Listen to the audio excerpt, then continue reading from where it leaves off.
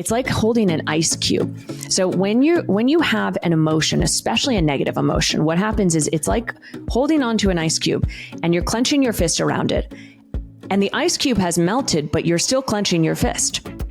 So what happens with this is we don't let go of the emotion, both good and bad, because people don't want to let go of quote unquote good emotions, and then they cling on to quote unquote bad emotions. Hello and welcome back to A Sharper Life. I'm your host, Nikki Sharp, a two-time best-selling author, wellness expert, transformation coach, and I am absolutely thrilled to be here talking to you today. So this is going to be a little bit of a different episode in the sense that I have various things that I want to talk to you about and give you tips, but I'm also going to do a little bit of the stream of consciousness, which is my favorite thing to do, and just kind of allow myself to channel or download whatever wants to come out. And the reason that I want to do that today is we are talking about vulnerability. And vulnerability is something that I have come to realize it is a trait and a skill that I would say 99% of people do not know how to do. And you typically, if you're not being vulnerable, you also don't know how it is negatively affecting your life. But the good news is I'm going to be sharing a ton of different tips and information on how to become more vulnerable and the ways in which it will transform your life. Now, I really have become interested in this topic because in my program, the Ultimate Transformation Program, we talk about the magic pills. And the magic pills are vulnerability and authenticity. And I share it over and over and over throughout this 4-month program that if you can learn to become vulnerable and authentic, your life will dramatically change. Now, if it was that easy, everyone would be doing it. Everyone would be authentically themselves, and we would not have a fear of judgment from others or rejection. And so we're going to be kind of taking a little bit of a dive in some different levels here. But I really want you just to hold this true in your mind right now, that the magic pills to transformation is vulnerability and authenticity. And so we're going to go into what exactly those mean. Now, I wanted to cite the work of Dr. Brené Brown. She is incredible. If you haven't seen her Netflix special, I highly, highly recommend it. So she is an author and research professor at the University of Houston, and she has spent over 2 decades studying courage, vulnerability, shame, and empathy. And in her book, Daring Greatly, she actually defines vulnerability as uncertainty, risk, and emotional exposure. And through her research, she actually found 2 very powerful yet very opposing takeaways about vulnerability. So number 1 is that vulnerability is at the core of shame, fear, and the struggle of worthiness. So I'm going to read that again. Vulnerability is at the core of shame, fear, and the struggle of worthiness. And number 2, vulnerability is at the birthplace of joy, creativity, and belonging. And so I want you to reflect on your own life right now. How vulnerable are you in your relationships? How vulnerable are you with your parents? How vulnerable are you with your partner? And let's go a level deeper. How vulnerable are you with yourself? Because vulnerability starts with ourself. Vulnerability starts with being able to connect with yourself, your emotions, and what is going on in your life. Now, why are people not vulnerable? Because it is easier to metaphorically push things under the rug because we don't want to deal with them, because they're uncomfortable, because they bring up feelings of shame, of unworthiness. They bring up feelings of fear that we're going to be judged.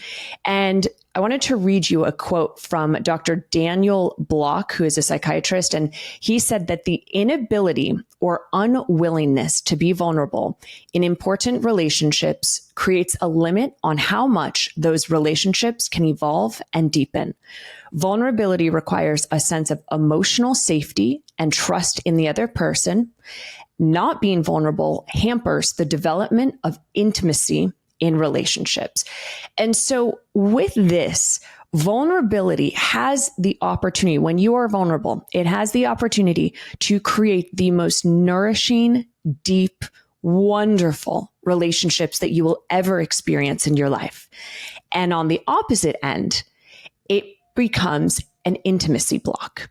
And when we have an intimacy block, we literally hold people at arm's distance because we are too afraid to share ourselves. And so I'm going to repeat this a few times throughout it, but vulnerability really is about getting to know yourself first. And that starts with being authentic with yourself. But we're going to come back to that and talk about it. So why are we not vulnerable? Why are we not vulnerable? Again, if it was so easy, everyone would be doing it. But vulnerability, as I mentioned, and as Brene Brown talks about, is that it's the fear of being judged. It's the fear of not being good enough, not being worthy enough. And this really means that you are not confident or comfortable within yourself. And so you tend to look to others for their approval. So now we're going to add in another layer.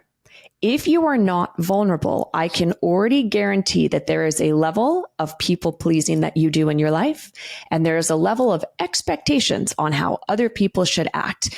And what I have come to learn through my life and working with clients is that when you are not vulnerable, starting with yourself and then with a partner, sharing your feelings, sharing, those intimate sides of yourself. When you do not do this, as I mentioned, it creates this intimacy block, and the other person starts to question and almost go crazy of what's my partner, what's, my colleague thinking or doing, or was it good enough? And so it becomes this misalignment because we're all guessing. If you're not vulnerable to, let's just say, a partner, your partner is left wondering and guessing what's really going on. Right? Let's say you have a bad day at work, and instead of telling your partner that you've had a bad day at work and you're really scared about your business or finances or whatever it might be, and you just shut down, right? So you just shut down. Well, your partner is then going to wonder, was it me? Did I do something? And if your partner's leaning in and trying to talk and you're holding them at arm's distance, the relationship will fail. And when I say fail, a lot of people do not get divorces. They stay in relationships essentially when it's broken. And that's because we're so afraid of what will be. We're afraid of society judging us. We're afraid of XYZ. It's why we stay in jobs when we don't like those that we work with. But I'm going to give you some tips on how to be vulnerable. But this is the thing, that vulnerability has the ability to create connection and deepen this level of feeling seen. And so we as human beings, we all want to know that we are worthy. We all want to know that we're good enough. We want to know that we are loved. And at the core of that, we want to know that we are liked exactly as we are. But the problem is that when you are not vulnerable, you are putting on different masks. And so you put on these different masks for different people, meaning that you're not actually comfortable within yourself and who you are, because you're afraid that if you show the real you, i.e. vulnerability, someone's not going to like you. And then what's the fear behind the fear of, if someone doesn't like me? Well, it means I'm not good enough. I'm not worthy enough. And so we start to just add on all of these different layers. Now, when we talk about vulnerability as kids, if you have kids or you've ever been around them up into a certain age, kids are vulnerable. They are open. They fall over and they just start crying, right? Or they get beat up and they might say something to their parents. Or when I say beat up, it could be emotionally, bullied at school. But kids will tell you when they're hungry, or they'll start crying because they're hungry or tired. So children up until a certain age are so much more vulnerable than we are as adults. And they don't have this prevalence of the filter because their mind hasn't kicked in with all of these experiences of, okay, if I cry, someone's going to judge me. Now you might have, I know that I definitely went through this, not just with parents, but, with friends we hear things like, don't do that in public. Don't cry in public, right? Don't raise your voice in public, or be a good girl, be a good boy. And you may have also heard things such as be strong if you're going through a challenging time or a breakup, or you got this. All of those essentially put a block to vulnerability because we are saying, don't be the person that you're being right now. And so that starts happening at a very, very young age. And then we go into the workforce and it's, okay, I want my colleagues to like me. Then we go into relationships and we put on these different masks because we want this person to like me. And will they not like me if I don't put this mask on? And so this starts to diminish the openness to share our feelings. And so at the core of vulnerability is sharing your feelings. And we're going to come back to that because this is such an important thing within vulnerability. So the other interesting thing is vulnerability can actually manifest itself in your physical body as physical reactions. And you might become vulnerable and feel like your muscles tense up or get a pit in your stomach, or it might, your breath might start to quicken if you're sharing your thoughts or emotions or even needs. And you may feel your nervous system literally freezes. And I know in a conversation I had with my husband, and we were talking about emotional vulnerability and triggers, because we all get triggered, by the way. We were talking about something and he had said, my nervous system shut down. I froze, and it was almost like I left my body. And I had so much compassion and empathy because I know what that feels like. It's scary. But the thing is, when we're not vulnerable in that moment, it then creates that intimacy block. And then the other person might not even know that they did something that triggered someone else. So again, it's complex and there's a lot of different layers, but it might feel, when you're being vulnerable, it might feel like you're actually losing a part of yourself. And that's why I wanted to share what my husband had said, because it's so powerful to really think about that of, I almost left my body. That's the same as kind of quote unquote losing a part of yourself. And the reason that happens is because it is associated with what will people think.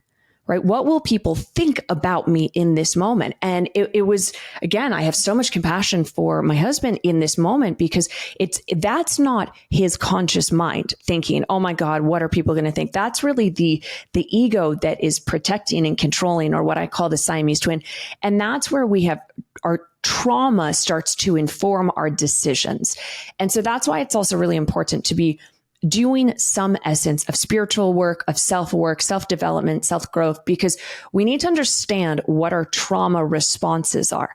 Because if you're having that fight or flight freeze, or freeze in that moment of being vulnerable, that is a trauma response from something that happened. And something I love about in UTP, the Ultimate Transformation Program, is that we go into those depths and we really start to peel back these layers to understand, why did this become this way? And what is that belief from? And then we literally pluck these weeds or fears or limiting beliefs because they're not serving you. And the trauma is not helping you get to where you want to go. So let's kind of take a little turn here, and reasons why you might not be vulnerable in your life. Because it's, as I said, if it was this easy, we'd all be vulnerable, and we all want deep connection and intimate relationships. But again, it's hard. It's scary because we don't want to be judged or not liked. And I'll tell you a few stories about myself. So bear with me here, but reasons why you might not be vulnerable. And again, starting with yourself and then with other people. So as I list these, I want you to think about which ones do you currently do, and how is it making you feel? So number one is you are seeking perfection. So vulnerability is the antithesis of perfection. When we seek perfection, we stop being vulnerable, because vulnerability comes from, at the core essence of emotions, and being okay to experience the breadth of emotions that we have in this human world. And so when we seek perfection, it's saying everything needs to be good. Everything needs to be good. And if it's not good, I have discomfort. And if I have discomfort or uncomfortable feelings, I'm going to shut down. I don't know what to do with those. And this is a trauma response that so many people go through. So are you someone that seeks perfection in your life?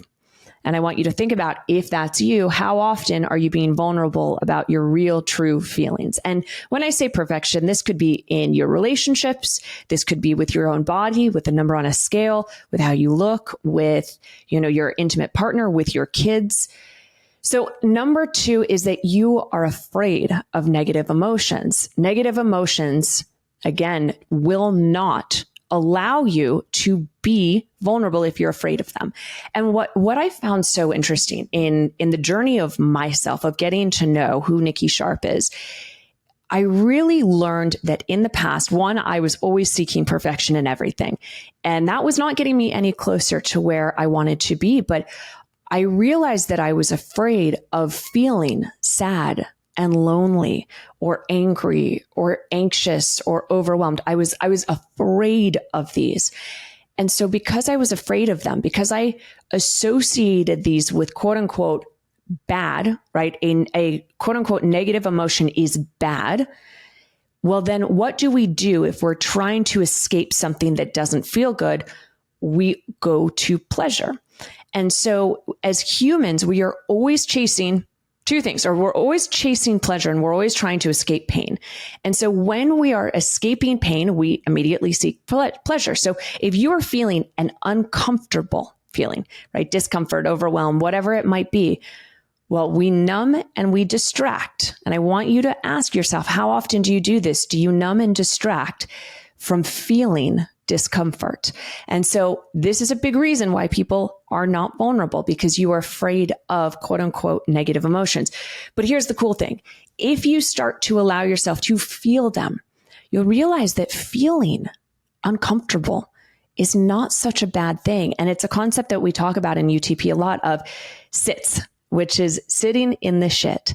And sitting in the shit means I am feeling an uncomfortable emotion right now, and I'm just going to allow it to be. And I will share with you right now that I have been sitting in the shit for quite some time. And rather than running away from it and all these uncomfortable feelings, I'm leaning in. So the way to move through this of you're afraid of negative emotions is you actually have to lean into them. And this is where I think journaling comes in just tremendously. So just to literally ask yourself, how am I feeling today? But we'll get to more specific tips on this. The other thing that I wanted to mention about perfection is I used to be a perfectionist. And I can tell you, I didn't start this podcast for years because I wanted the right title or name. I wanted it to be the right XYZ, the right this, the right that. And something that I have learned within this podcast is I record and then I publish it. I don't edit it. I don't take out ums and uhs. And I've done that specifically because I am a recovering perfectionist. And my life is leaps and bounds better now that I'm not trying to seek perfection, because I accept everything as it is. And that's part of the vulnerability, is accepting things as they are, because what happens is we try to control. So perfection is a need of control. If you're trying to control, that means it's actually based on fear in your life. So number 3 on this is that you don't ask for what you need, or you don't set boundaries. So is this you, that you are not able to set boundaries? And I want to give an example of me and my husband. When we first met, he had told me that he had a boundary that on Monday and Tuesday nights, he was going to work late because those were the busy days. And, he was going to be done around 8 p.m. And I said, perfect. I love that. Thank you so much for sharing, because now I know that's the boundary. And if I try to push the boundary, that's up to him, right? If he's going to let that slide, but it's also up to me to respect it. And so why do we not set boundaries? Well, because again, we're afraid of what people might think or say. Why do you not ask for what you need or share your feelings? Again, because you think you might get judged. And if you think that you're getting judged, it means that you, at the end of the day, are going to think that that person is rejecting you or doesn't like you. And I can tell you with absolute certainty that when you share your needs and desires coming from a place of vulnerability, it is magic, because people will respect you and lean on you and love you. But if you don't, and you're unable to, or you let your boundaries waver, it also confuses the other person. So number 4 on this is that you keep people at arm's length. And I want you to think about your deepest relationships right now. Do you share your innermost feelings, right? When you have a really good day, do you share how joyful you are? Or are you scared to celebrate your success? Do you share when you have a bad day and you're feeling really scared about your finances? And do you share your fears with people? Do you share your desires? Because when I work with clients in UTP, so many women come in and they are too afraid to even put it out that they want to make, a certain amount of money, or that they want this one position, or they want to open their own business, or they want this in a relationship, right? So that means that you're not even being vulnerable with yourself, let alone you're not going to do that with a partner. Or are you keeping your conversations with people more surface level? And when we keep things surface level, stuff starts to boil and pile up because you're pushing it behind the carpet, your feelings, and eventually you're going to trip up over it, right? And so I when I say the carpet, it's like I want you to actually picture a carpet in your living room, and every time that you have an emotion, right, one that you quote unquote don't want to have, that you just put that under the carpet. Well, eventually it might be days, weeks, years, months. It could be decades. Eventually this carpet is going to start to rise up and you're going to trip over it. And that's what happens is when we are not vulnerable, at some point it will come to find you and you will have to deal with it. And these are when, those kind of harder conversations happen. But number 5 on this of why we are not vulnerable is that you view it as a weakness. So many people view vulnerability as a weakness. And I'm going to tell you, it is a superpower. Me learning to become vulnerable in my life and on this podcast and on Instagram, it has honestly transformed my life. And I used to be someone that I thought if I was vulnerable that people would judge me. And so I really, really resonate, and I feel you if this is you. And I am here to say that vulnerability starts with you allowing yourself to feel the emotions, the shit, right? Sitting in the shit, and then being able to express it. And I remember when I met my husband, I read him something that I had put in my notes in 2019. And I said, I want to meet a man who is willing and wants to learn the deepest, darkest corners of my soul. Whew, that's deep, right? And that's true. I want to be able to share every single side of myself with partners and with friends. And I have lost, when I say lost, this is also something we talk about in UTP, that as you grow, you might outgrow things and people and places. And we've put it as a disclaimer in the program that as you grow, you will probably outgrow relationships, friendships, or partnerships. And this is something that I see because we tend to have relationships that are built on a false level of communication and intimacy. And as we kind of take down, I would say, the walls, and we start to understand, in the first 6 months, 1 year, we all act on our best behavior, and then kind of the true colors come out. And then it's like, wait, who is this person? What?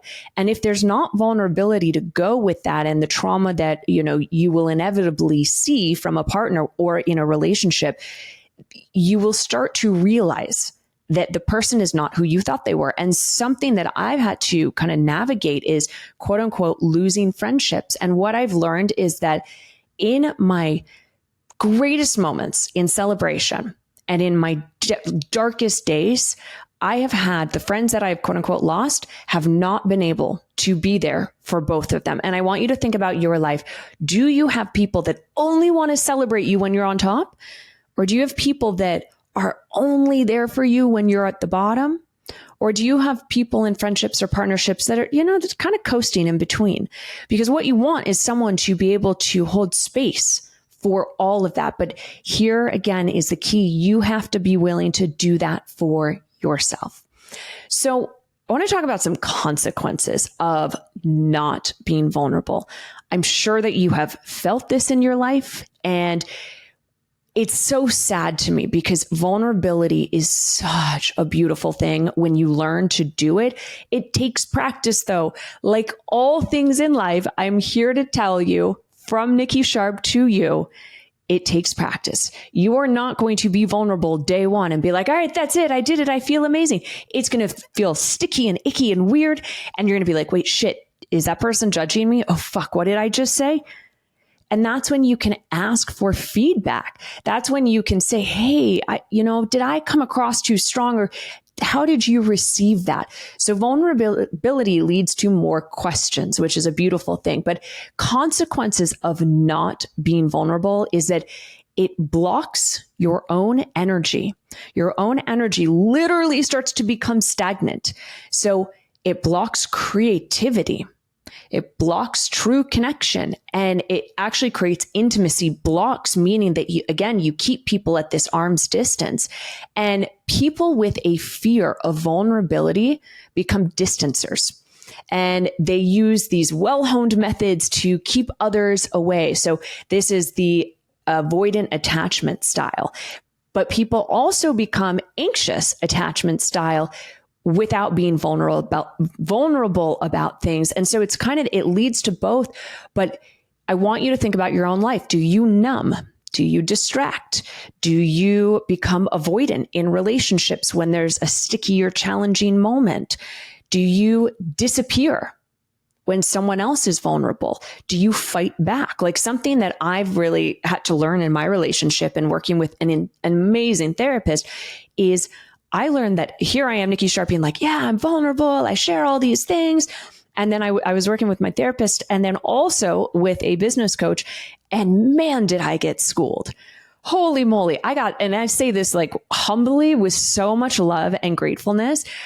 I got schooled that what I thought I was doing and showing up in vulnerability was actually coming across as almost like I was teaching and like talking down to people. So I went back and what I would do with my business coach is we would watch videos of me teaching in UTP and he would give me feedback. And oh my God, I got like torn down in the best way possible. But this is part of vulnerability, is again, being okay with these quote unquote negative emotions. Cause I'm feeling discomfort and I'm feeling like, oh shit, he doesn't like me. And oh my God.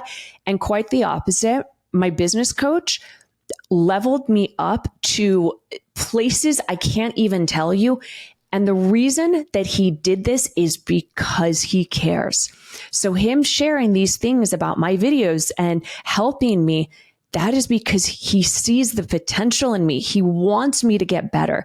And so often, and I remember the first time we had this conversation, me and the business coach, and he told me about this and he's like, yeah, Nikki, you're kind of coming across bitchy and talking down to them. And I'm like, and here I am like on my high horse thinking I did so well. And of course it feels like shit in the moment. But part of vulnerability is being okay to sit with this, again, sitting in the shit and being like, and I want you to write this question down. And I want you to ponder this question. Could it be true? And so I sat with this from my business coach and I'm like, oh my God, Nikki, could it be true? And I watched the videos and now I can't watch these videos from 2 years ago because I've changed so much and I've become so vulnerable and more open, and I've become more open with myself. And part of the shift that happens when we become vulnerable is we stop the numbing and distracting. We stop pushing ourselves into work and, oh my God, I'm so busy. Like if you are a to-do lister, or you love using busyness like an award, like, oh, I have so many things to do today, you are distracting yourself from feeling. Feelings are at the core of being human. So the other aspect that I want to talk about with this, so please really, I hope you resonate and think and marinate with that. The sentence, could it be true? That will be one of the greatest sentences that you will ever hear in your life if you are willing to actually listen to the answer internally. And we fight with people when we know that the answer is true and we don't want to face it ourselves. That's where vulnerability starts with you. Now, I want to talk about masks. So as human beings, we put on different masks when we're around different people. I can already guarantee that you are not the same person when you go to work. You are not the same person when you're with your best friend. You are not the same person when you're with your lover or your partner, or you're not the same person when you're on a first date versus the day that you get married versus 10 years down the line. You are not the same person with your parents. And so we put on masks for all these different people. And eventually what happens is it gets exhausting and we forget which mask we're putting on for which person. And I really want you to think about this, because when we put on masks, we are going into people-pleasing mentality. And people-pleasing mentality is also victim consciousness, because victim consciousness is, I'm not going to be myself, right? I'm going to do things for other people, or it's your fault, not mine. And so all of these concepts kind of like intertwine. But when we put on these masks, it means that you are not allowing your true, authentic self to shine. Why do we do that? Because we are fucking terrified that we're going to be judged. And we are terrified that if I don't show up as this person in my relationship, that person's not going to like me. Now, here's the problem. When we do that and we don't show up in this way with our true self, and eventually a mask comes off, or your partner might be like, wait, who are you? Like, I'm confused, because who you were when I met you is different to who you are now. You're showing me a different side of yourself, which is fine. I really want to make it known that who you are in the beginning of a relationship, with any relationship, you are going to be different. We are all putting on our best foot forward. But the key idea that I really want you to sit with here is, how long are you putting those masks on? How often and how many people are you putting these masks on with? And this was a really, oh my God, really hard concept for me to learn. But again, I promise that when you're willing to do this, people love the real you. So I had to learn to stop wearing all these different masks and just be me. So then you have to kind of sit with that question of, well, what does it mean to be me? Who am I? And that's why I love UTP so much, because we get to the core essence of who you are as a person. And so lack of vulnerability really goes to you not knowing who you are. And so you become a different person to all these different people. And so no one knows the true you. And the thing is, if no one knows the true you, you don't know the true you. And that's where vulnerability starts with you, getting clear on your own emotions, your feelings, and why. So I want to go through specific tips on how to be vulnerable. And then I'm going to answer some really, really good questions that I got from my audience about vulnerability. So how do you actually become vulnerable? Again, if it was so easy, everyone would be doing it, but it's not. And as you see, there's all these different layers that we kind of have to peel back. But number one, it starts with authenticity. Authenticity with yourself means being okay to learn the real you. What are your likes? What are your dislikes? What are your beliefs? And this is why you need to learn things like your values. What are your values when it comes to business? What are your values when it comes to relationships? What are your desires? What are your needs? And this is something that I've seen so often, that, people go into relationships with a expectation rather than breaking it down to say, this is an actual need I have. This is a non-negotiable. But this other thing, this is just a desire that I have, right? I have a desire that you buy me flowers once a month. It's not a non-negotiable, right? Whereas a non-negotiable might be something like, I need to know if you're having a good or a bad day, right? Vulnerability. That might be a non-negotiable. So people don't get clear on wants, needs, desires, and getting to know yourself, writing down your belief systems about the world, about relationships, about, how are you going to raise kids? This goes into your values. So getting to know yourself, and this starts when you drop the masks. Now, I'm not asking you to go to your work tomorrow or into your relationship and say, okay, mask is dropped. This is the real me. Your partner or whoever's going to be like, what the fuck?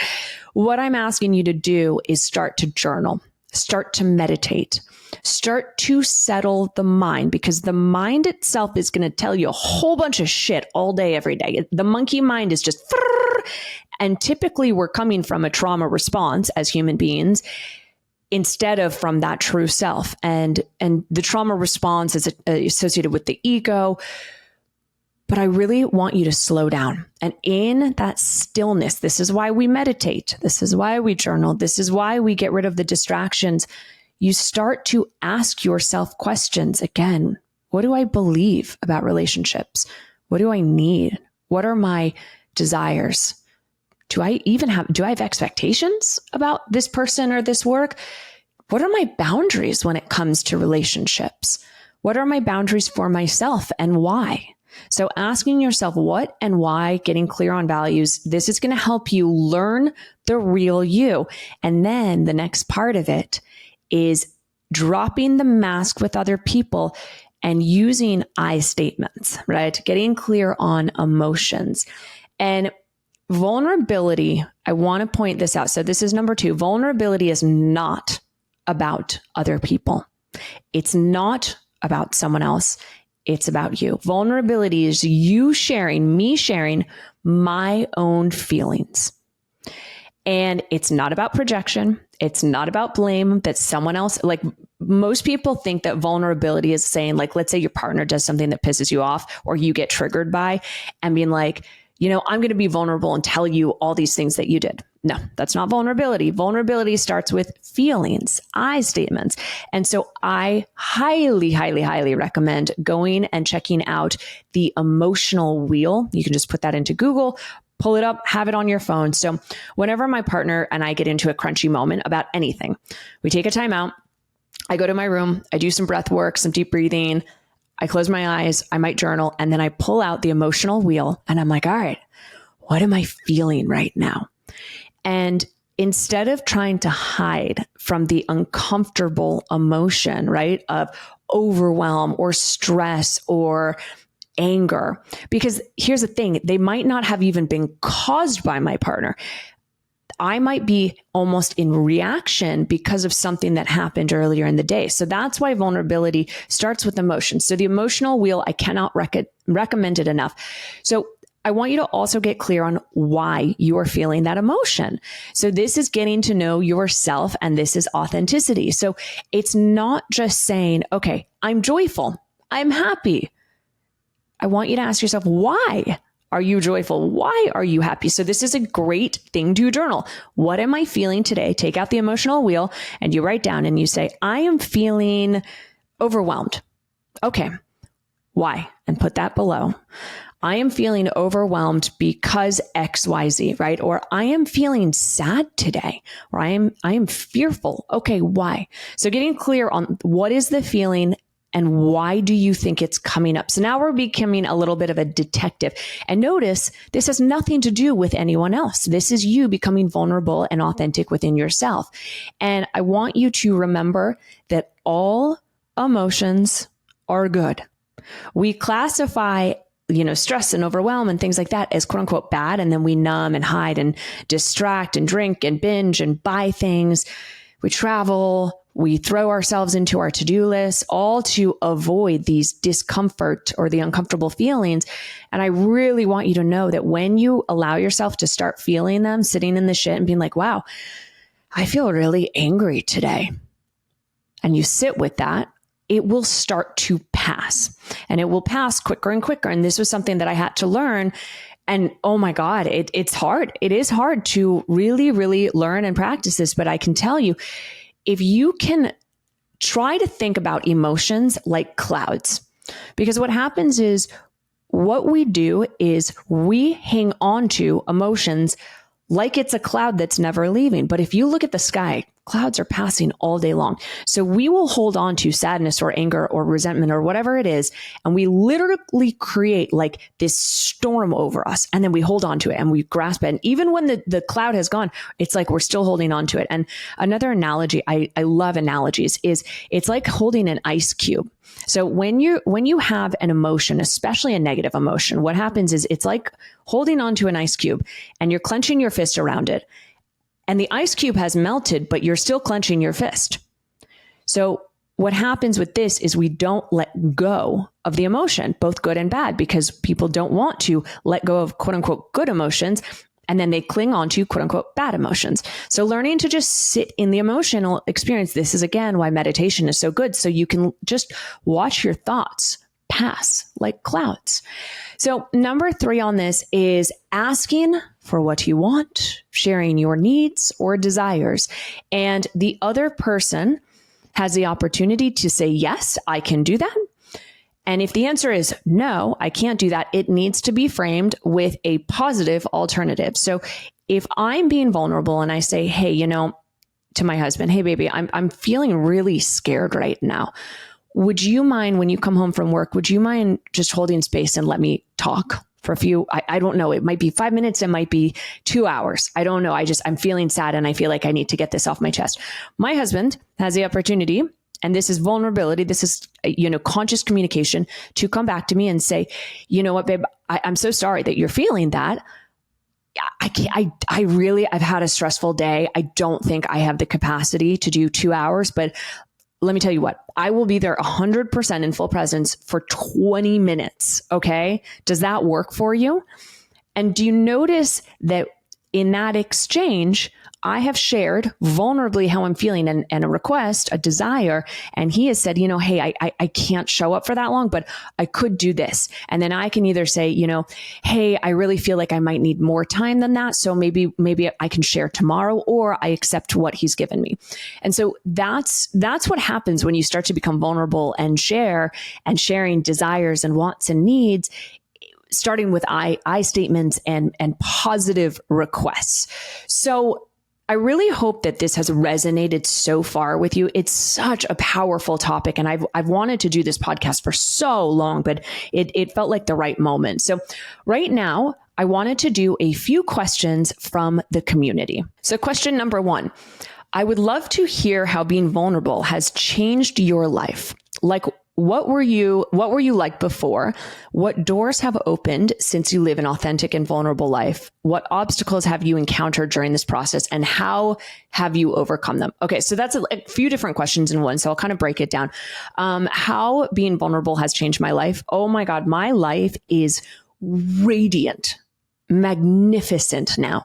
And it starts with me, because I'm vulnerable with myself, that I allow myself to feel things instead of numbing, instead of distracting, instead of being to-do lister. I am a recovering to-do lister. It has transformed the relationship with myself, with my body. I no longer live in a state of stress. I don't worry about what people think. I call it the zero fucks given mentality, meaning that I am filling my cup up so much. And that starts with really getting to know who I am, what I need.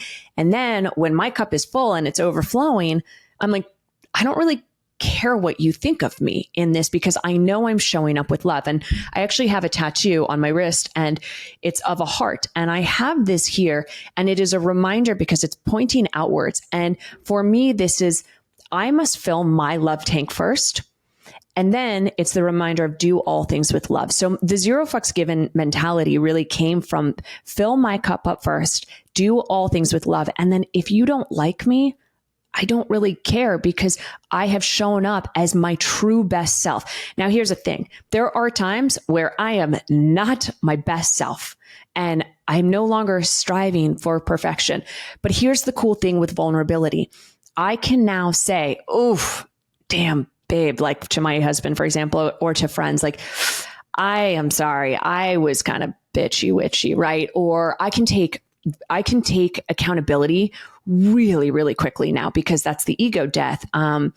So I would say within the context of like how it's changed my life, my business has dramatically been impacted positively. I am calling in energetically more clients, more aligned clients.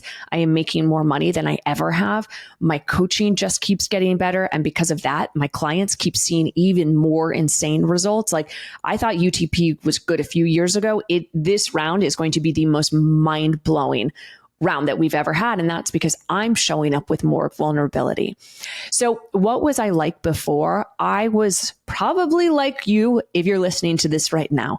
I was having a hard time sharing my true self because I was scared of judgment, of what people would think if they wouldn't like me. I mean, we all want to be liked. And I think learning to like myself is where the authenticity started, which allowed me to be vulnerable. I fucking love who I am. And I say that because I am so raw and honest with myself that if there is something that I don't like, I'm able to sit with myself and be like, ooh, hey, Nikki girl, why are we doing that? Why do you think you're doing that right now? Let's become a little detective. Let's become an investigator. So I no longer have the monkey mind spiral, like the negative self-talk. It doesn't exist for me anymore. And that's part of the tools that I teach in UTP. So prior to learning to be vulnerable and authentic, I did not like myself. I was always trying to be someone that I wasn't. And honestly, I can say, being me, I have called forth and called into the most incredible relationships. I have, quote unquote, lost some friendships, and in replacement, oh my God, my cup is so full with support, and my clients are the fucking best. I love them. I feel so connected to my clients and to my community, and those who do UTP, you know what I'm talking about. I would say, yeah, what doors have opened since you live an authentic, vulnerable life? As I said, my friendships are off the charts. I have friends from literally all over the world. I could call up any single person that I know and say, hey, you know, I'm going to Australia. I have friends there. Or I could say, hey, I'm going to New Zealand. And I know friends of friends by proxy. So I'm always calling in amazing people. I have the most mind-blowing, beautiful conversations with people because I'm open and I ask questions and I'm authentic. And because I take responsibility and accountability also really quick, like I might be stressed and overwhelmed and get on a plane and get just irritated and be kind of like bitchy to the flight attendant. I will go up to her later and be like, hey, I'm really sorry. I didn't mean to do that or say that. Or I might, if I don't necessarily apologize, I will just completely shift gears and start to be very polite and kind. But something that I've learned is that when those in my life are not vulnerable or they are not being authentic, it actually propels me even forward more to be vulnerable and authentic. So it's been a really beautiful journey. It's been tough. I'm not going to lie. It's been tough, but each and every day I learn who I am more and more, and my wants and needs and desires. And my God, I can really just say, like, I feel so free. I think that's a good word to actually put it. I feel so ridiculously free and good and happy in my life, even when there's not as much happiness, right? So like I'm sitting in the shit really hardcore right now, and I'm still like, wow, I love myself and I love my life. What obstacles have I encountered during the process and how have I overcome them? I would say that one of the hardest things is when you think you know someone relationship wise, and then you realize that they've been putting on masks and you realize that you didn't really know this person. And that's what I say, you know, relationships might end. And I've had friendships where this has become the case. And that is hard because we all hold on to this idea of the person that we think we know. And when the mask comes down, you're kind of like, wait, what's the real you? Like, is the real you the one that was wearing the mask or the one that I'm seeing now? And so I would say obstacle wise, like that is a really, really big challenge. And I would also add to that an obstacle that I've faced is that I numbed and distracted for so many years, right? I had eating disorders. I was busy. I was in my masculine, and that's challenging because it drains you eventually, right? And you don't have the results you want. So that's what happens if you are not vulnerable. I can definitely tell you that you do not get the results that you want in your life in any capacity. So this is a great question. Being vulnerable in the office and professional space, and tips on overcoming the fear of being vulnerable, i.e. judged.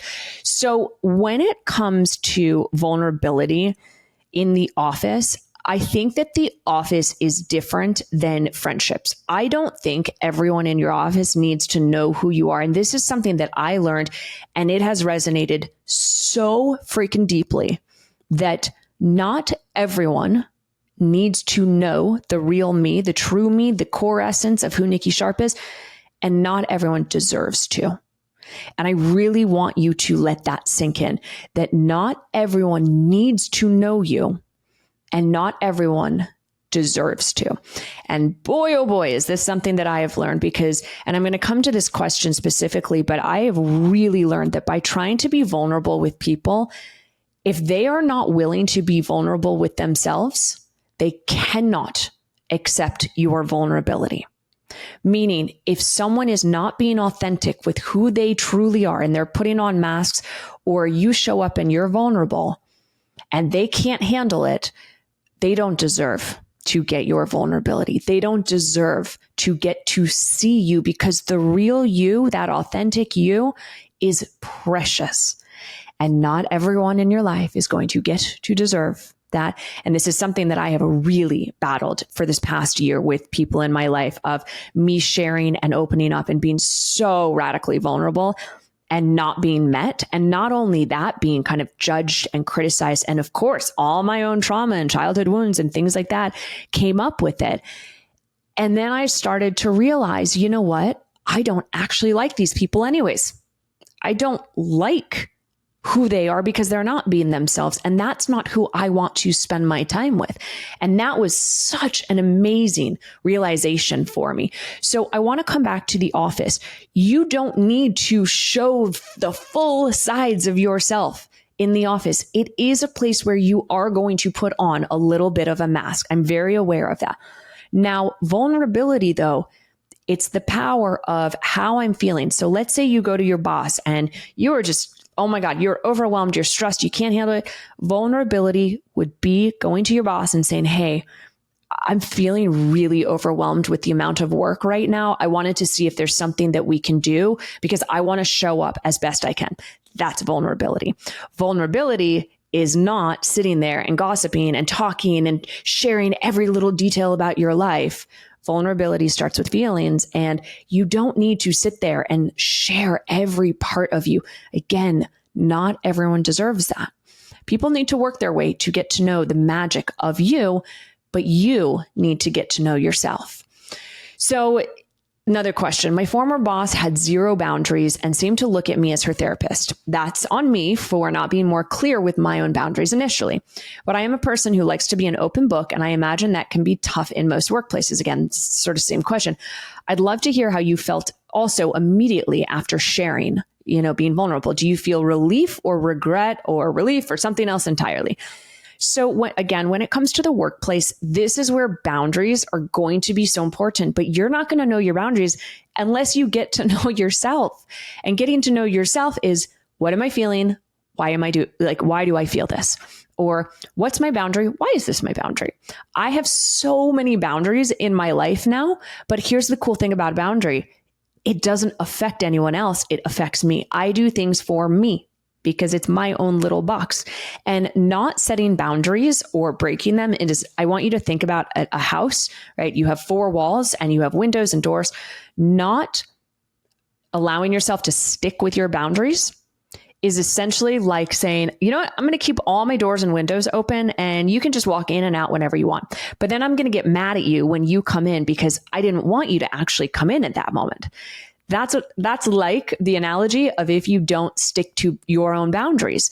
Other people will respect your boundaries, but you have to respect them yourself. So that's really, boundaries is a whole nother conversation that we can have. And I would even in this go to your boss and say, hey, again, how do I feel? Take the emotional wheel. I feel a little uncomfortable when you share this with me. I know this is not your intention to make me feel this way. I just want to let you know, I feel a little weird because I don't know our relationship, if you want to go deeper or not, but I wanted to kind of set some boundaries on. So that would be a vulnerable conversation. And notice that I'm saying it it's like the way that I'm talking, I'm not going in with that example of being like, hey, you can't do this. No, that's not a boundary. Boundary is not what someone else can do. It's what you are willing to accept for yourself. So the second part of this question, how do you feel after sharing vulnerably? Do you feel relief or regret or then something else? Oh, being vulnerable is scary at times. It might make you feel sticky in the moment, right? As I talked about before, your body might clench up. There are times where I have not felt good, and I have been so radically vulnerable this week as I record this podcast. And it sucks. And I felt awful inside. But after I shared, I felt a sense of freedom. And if you're sharing I feelings, it should feel relief. It should feel like you're taking a weight off of you. So if you're feeling regret, then my guess is you're not, one, you need to practice vulnerability more, but getting vulnerable with yourself in your journal, that's going to be really helpful. But two, it should feel relief for sure. How do you, so this is kind of two different questions. I mean, two people said sort of the same question, but how do you distinguish who to be vulnerable with? And then when we're vulnerable and sharing and others might be offended or triggered, and now you've set up a wall, what do you do? Okay. So how do I distinguish who to be vulnerable with? Honestly, I'm personally just vulnerable with everyone. I want you to think about vulnerability on a spectrum and a scale. What I had said kind of in the beginning of like, I want a partner who is willing to go into the depths and darkest corners of my soul. That person's going to get 100 out of 100 of vulnerability from me. I'm going to share my fears, my beliefs, my dreams, my wants, my everything. Now, if I just meet you on the street, I'm probably not going to share all of those right away.